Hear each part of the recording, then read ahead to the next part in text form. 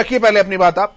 जी जी देखिए एक चीज है, अभी शास्त्री जी ने जो बातें कही हैं और हमारे भाई प्रदीप कौशिक जी जो बात कह रहे थे वो बिल्कुल ठीक कह रहे हैं। एक सिंगल व्यक्ति ने अपनी बात कही, उसकी जिद के पीछे, उसको जिद के मनवाने के पीछे हजारों व्यक्ति, भारतीय जनता पार्टी के नेता प्रवक्ता अपनी उनकी बात को सही साबित करने के लिए दिन रात अखबारों में लगे रहे, टीवी चैनलों पर लगे रहे।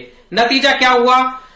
ये आंदोलन चला, 1 साल के लगभग ये आंदोलन चल रहा है, हजारों करोड़ का नुकसान हो गया, 750 शहादत दी गई, लोग 1 साल से सड़कों पर बैठे हुए हैं, लाखों लोग बैठे हैं। और सरकार ने फिर, नरेंद्र मोदी जी ने अकेले उसी व्यक्ति की जिद के पीछे फिर उसने एक फैसला ले लिया कि मैं ये कृषि कानून वापिस ले लेता हूं। असल में हुआ क्या, ये इतना बड़ा लोकतंत्र है, इतनी बड़ी कैबिनेट है, कोई फैसला नहीं, कोई डिसीजन नहीं, केवल अपनी मनमानी के लिए, केवल अपने पूंजीपति दोस्तों को फायदा पहुंचाने की नियत से एक कानून लागू कर दिया और फिर अपनी ही सोच पर, अपने ही विचार करके, बगैर किसी से सोच समझे, बिना किसी से विचार किए हुए उसको वापिस ले लिया। तो ये क्या नजर आया? ये एक व्यक्ति की जिद नजर आई। दूसरी चीज मैं कहता हूं कि ये जो हजारों लाखों करोड़ रुपए का नुकसान हुआ है, इसका जिम्मेदार कौन है? ये शहादतें दी गई हैं, जो 750 लोगों के आसपास मारे गए हैं, इनका जिम्मेदार कौन है?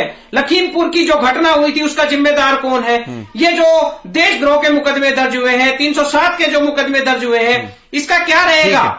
कभी भी इन चीजों के बारे में नहीं बताया। अब ये तो कह दिया कि कानून एक मैं बात पूरी कर लेता हूं, मेरे को काफी देर में समय मौका मिला है।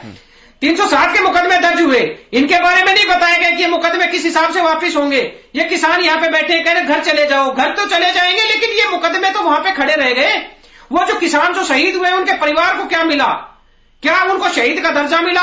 एक माफी मांगने से इतना नहीं होता, देश को कितना भारी नुकसान हुआ उसकी जिम्मेदारी भी लेनी चाहिए। इसके साथ साथ जो प्रवक्ता साथी बैठे हैं या जिन लोगों ने ये जिम्मेदारी ली थी कि प्रधानमंत्री जी ने कहा है कि ये देश के किसानों के हित में है, ये काले कानून हित में है, तो उन लोगों को भी माफी मांगनी चाहिए क्योंकि ये हित में उनके लिए नहीं था। और आज जब उन्होंने वापस ले लिए तो अब उनकी बात को साबित करने के लिए, उनका बड़ा दिल दिखाने की बात कर रहे हैं। तो मतलब इन लोगों को अपना नजरिया भी बदलना चाहिए। गलत बात का साथ ही गलत होता है। तो मैं आज भारतीय जनता पार्टी के उन साथियों को भी मैं गलत बता रहा हूं जो इन कानूनों को सही बता रहे थे, और अब प्रधानमंत्री जी ने अगर ये वापस लिए हैं तो उनकी बात को सही साबित करने पर तुले हुए हैं। ठीक है सर। मलिक साहब, मैं आपके पास आता हूं। जब इस कानून को लेकर पूरी बहस छिड़ी थी तो एमएसपी की जो सिचुएशन देश में आज है उस समय भी वही सिचुएशन थी, यानी कि एमएसपी की को लेकर कोई कानून नहीं था, एमएसपी की गारंटी को लेकर किसी तरह की कोई ड्राफ्टिंग नहीं थी।